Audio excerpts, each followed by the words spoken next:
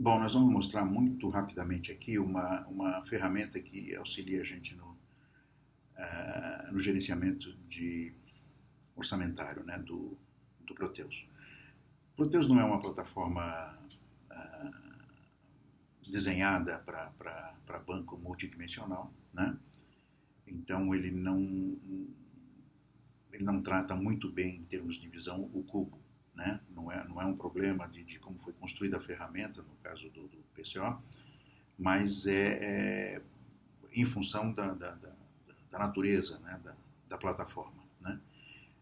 Então é possível você fazer análise lá, mas é um pouco mais difícil porque a visualização dela não é lá uma coisa muito amigável, né? Então vamos mostrar rapidamente aqui como é que nós poderíamos fazer isso, né? Então, e a gente monta isso aqui, né? A gente tem aqui realmente um cubo, né, que eu chamei de budget 3, né? E nós temos aquilo que é normal, que é uma medida, eu coloquei uma medida, só poderia colocar mais, e aqui as dimensões. Então vamos lá, vamos mostrar na prática como é que se faz e como é que é a visão boa que a gente tem disso aqui, né? Vamos colocar o valor lá, né? E vamos começar colocando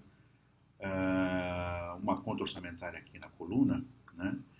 E aqui na linha a gente pode colocar um período que eu vou colocar o trimestre aqui que eu elegi, né? E já vamos rodar e vamos ver uma visão aqui. Bom, então aqui eu sei que nós temos duas contas aqui, né? Duas contas orçamentárias e, né, por trimestre, né? E nessas contas aqui a gente está vendo que esses valores significa que a gente ainda tem nessas contas, né?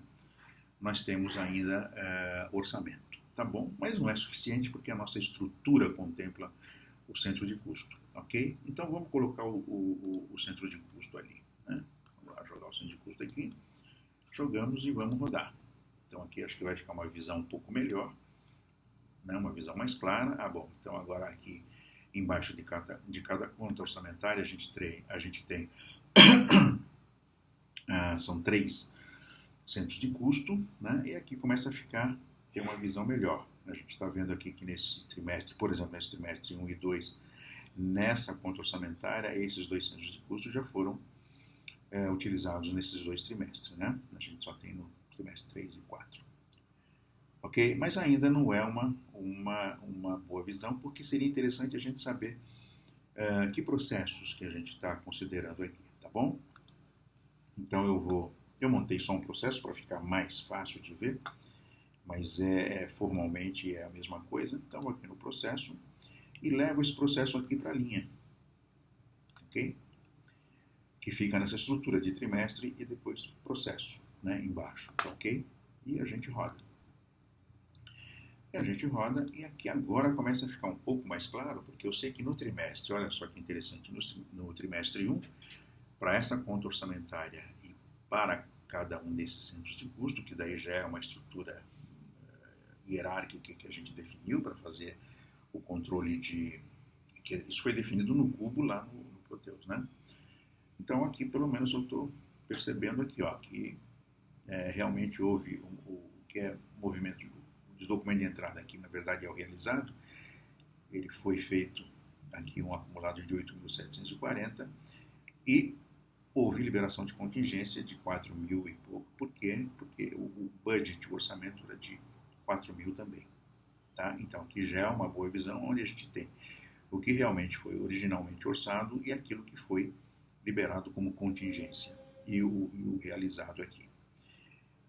Mas a gente pode melhorar um pouquinho aqui para a gente só colocar um totalizador aqui, né? Então a gente precisa, na verdade, totalizar o trimestre. Então vamos lá.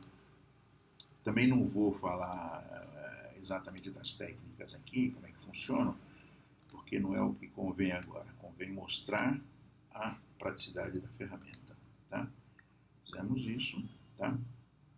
E agora vamos executar.